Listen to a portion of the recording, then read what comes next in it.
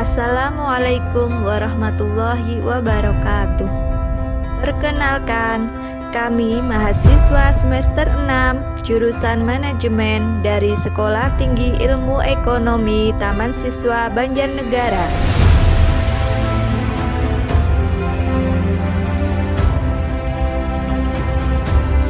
Pada kesempatan kali ini, kita akan mencoba membahas tentang ekonomi manajerial dan ruang lingkupnya. Ekonomi manajerial adalah penerapan teori ekonomi dan perangkat analisis ilmu keputusan untuk membahas bagaimana cara suatu organisasi dapat mencapai target dengan cara yang efektif dan efisien.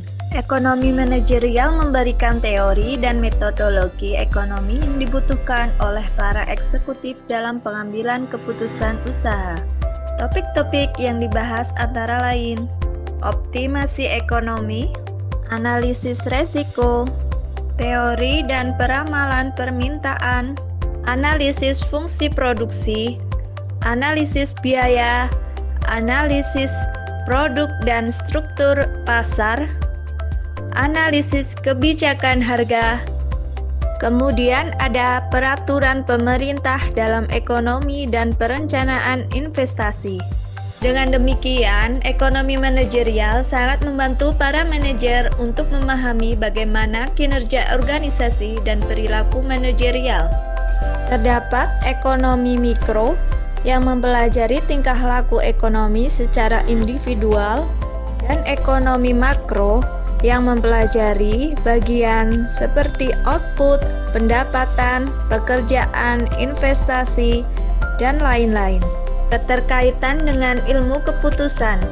Ilmu ini menggunakan perangkat matematika ekonomi dan ekonometri untuk membentuk dan mengestimasi model keputusan. Meliputi akuntansi, keuangan, pemasaran, manajemen, sumber daya manusia, dan produksi. 5 tahap proses pengambilan keputusan. Menetapkan tujuan perusahaan atau organisasi. Mendefinisikan permasalahan yang dihadapi perusahaan dalam usaha mencapai tujuan. Memilih solusi terbaik. Mengidentifikasikan berbagai solusi-solusi, kemudian mengimplementasikan keputusan.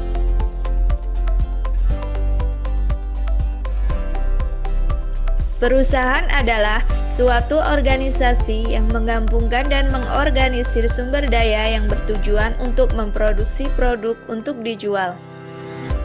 Bentuk perusahaan berupa perseorangan, persekutuan, dan korporasi. Pada dasarnya, sasaran yang ingin dicapai oleh suatu perusahaan adalah memaksimumkan laba.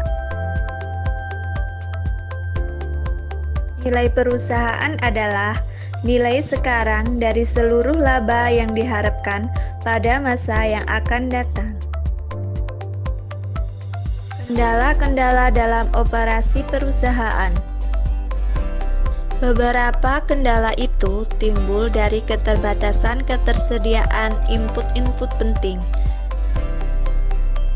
tidak mampu merekrut tenaga ahli sebanyak yang diperlukan, tidak mampu memperoleh semua bahan mentah tertentu sebanyak yang diminta, keterbatasan ruang pabrik atau gudang dan dana modal yang tersedia untuk keperluan tertentu. Laba bisnis dan laba ekonomi. Laba bisnis didapat dari penerimaan dikurangi dengan biaya eksplisit. Biaya eksplisit yaitu biaya yang benar-benar dikeluarkan untuk membeli. Laba ekonomi didapat dari penerimaan dikurangi dengan biaya eksplisit maupun biaya implisit. Biaya implisit adalah nilai input yang dimiliki oleh perusahaan dalam proses produksi. STIE Taman Siswa Banjarnegara menerima pendaftaran mahasiswa baru.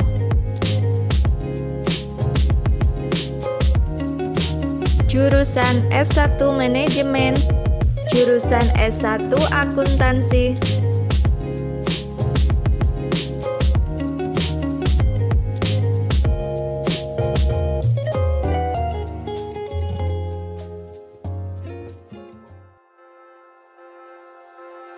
Sekian materi ekonomi manajerial yang kita bahas, semoga bermanfaat. Wassalamualaikum warahmatullahi wabarakatuh.